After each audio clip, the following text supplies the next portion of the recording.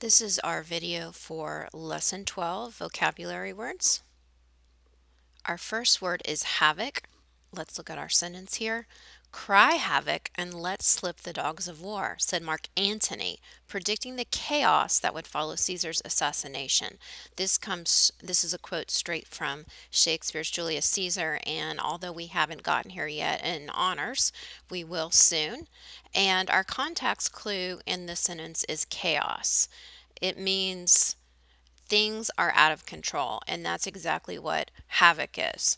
So, our definition is great destruction, chaos. Just think about a country when a leader is assassinated, or there is a loss of control in the government. Things fall apart.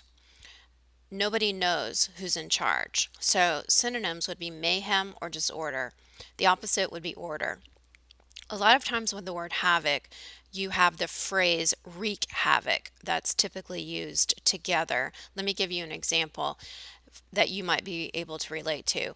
If you do not study for tests, if you do not turn your homework in, then you are going to wreak havoc on your GPA. Your grade average is going to be destroyed because you're not preparing and doing what you need to do for each class. Our next word is careen. This is a verb. Daredevil Peter attempted a quick turnaround and caused his father's car to careen into a ditch. You can probably picture this in your mind. A lot of you are beginning to drive. Hopefully, you're not going to get into this scenario. Please be careful. But if something careens, it is swerving or lurching from side to side while in motion. Think of a car careening around the corner because it's going too fast. Or maybe there's ice on the road and the car loses traction and it begins to slip. Another scenario would be a roller coaster. Most of you guys, if not all of you, have been to amusement parks and you go on these big, huge roller coasters and they're going quickly, quickly, and those cars careen around the corners of the roller coaster. The synonym would be tilt. Our next word is anthropomorphic. This is quite a mouthful. You're probably going to have to concentrate on this for spelling, but this is an adjective. In this case, we're using it to describe a cat. And there's your clue of what anthropomorphic is. It has to do with animals usually. Elvira's cat narrowed its eyes and began to speak in a kind of anthropomorphic purring language. So, language is your clue as well because we all know that cats don't speak. Think about Disney movies when you think about anthropomorphic. You have creatures that are talking. Bambi, the Brer Rabbit stories. Nemo, of course, we've used that example several times this year for different things. And so the definition is when you attribute human characteristics or qualities to objects, animals, or gods. Of course, we can think of our story with the Odyssey and the characteristics that the gods and goddesses have. Next is guile. Speaking of the Odyssey, Odysseus used guile to escape from the Cyclops. Think about how he told Cyclops his name was Nobody. And then when the other Cyclopses came and Polyphemus said, Nobody has hurt me, the other Cyclopses ran away. He also uses guile when he tells Cyclops, My ship was wrecked, because he knows Cyclops will go and destroy it. He also comes up with the idea of having the men hide under the belly of the rams to escape the cave. So, guile, a noun, first of all, would mean slyness and cunning in dealing with others. Craftiness, astuteness would be synonyms. The opposite would be honesty. Next is eerie. This is an adjective. You should know what this means already. It's very easy. The strange collection of ragtag creatures danced across the eerie landscape by night. Night, strange, those are your main context clues here. If something is eerie, it's weird. It's mysterious. It's strange and frightening. It's creepy. It's sinister. Of course, the perfect example would be the Cask of Amontillado, the Edgar Allan Poe story we read this year. Think about Montresor as he buries Fortunato alive, so to speak, as he's building up that wall. He's laughing and he's enjoying the torture he's putting Fortunato through. The opposite would be common or ordinary. Next is fester. This is an action word. The beautiful park festered under the neglect of the city government. Neglect is going to be your key context clue word here. If something festers, it's obviously not in good shape. Think about a park and then no one's taking care of it, and so garbage is everywhere. The plants are not nurtured. Things begin to fall apart. Fester means to grow embittered over time, to rot. A lot of times we use this in a scenario where a person is hurt by someone else and then they do not forgive the other person. And so they become very bitter towards that person. And it's almost like you're rotting from the inside because you're just consumed with anger and hurt over that person who has hurt you. We actually see the word fester in Romeo and Juliet. It's used towards the end of the story. I'm not going to give it away yet because honors hasn't gotten there, or sorry, CP hasn't gotten there, but honor students maybe think about the tomb and the scenario at the end. I'm going to keep going because, again, I don't want to spoil it for CP. Synonym would be aggravate or worsen.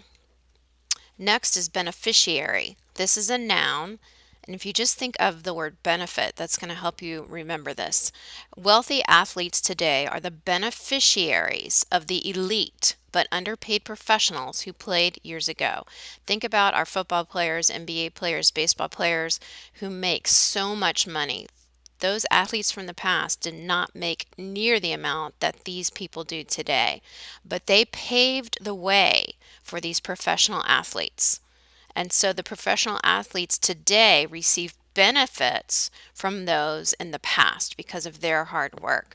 You most likely are the beneficiary of your parents' will. If something happens to them, most likely everything that they have is going to be left to you. You are the one who will receive the benefits for all of their hard work. Recipient or heir would be synonyms. Next is deluge. This is another noun. Tell one online store your email address and you will probably receive a deluge of electronic spam. This happens to me all of the time. Most of the email I get on my personal account are ads from Loft, from Costco, from Target, whatever, and I get so sick of having to delete them all of the time. Deluge also would obviously not just have to do with email, but typically it's used for talking about a lot of water at one time, a flood, an overwhelming rush. Think about, of course, the great deluge in the Bible, Noah and the ark, that great story. This past fall, Columbia was hit with a deluge. And remember, our school collected goods to take down to that other school. So synonyms would be inundation or surge. You might also use it in this context. Maybe the teacher receives a deluge of complaints when she assigned way too much work for 1 week.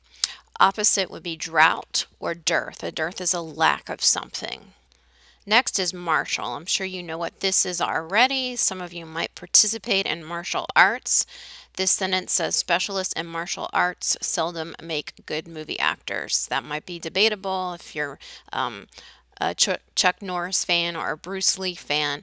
Martial, though, it's interesting, derives from the Roman god of war, Mars. Okay, so that's where this comes from. So it means warlike, relating to the military. Next is Paul. Now, a lot of times when I have this word, students spell it like the name, P-A-U-L. Please do not do that. Here we're talking about something like this. A pall of shame clouded his face. Basically, it's a covering, something that covers or conceals. Think about a shroud. Now, we typically don't use burial shrouds anymore in America, at least, because when a person dies, they are either cremated or they're put in a coffin and the coffin is sealed. But back before people used coffins, they would be put in a tomb, think of Jesus, of course, and then they would be wrapped in a shroud. We see that in Romeo and Juliet as well.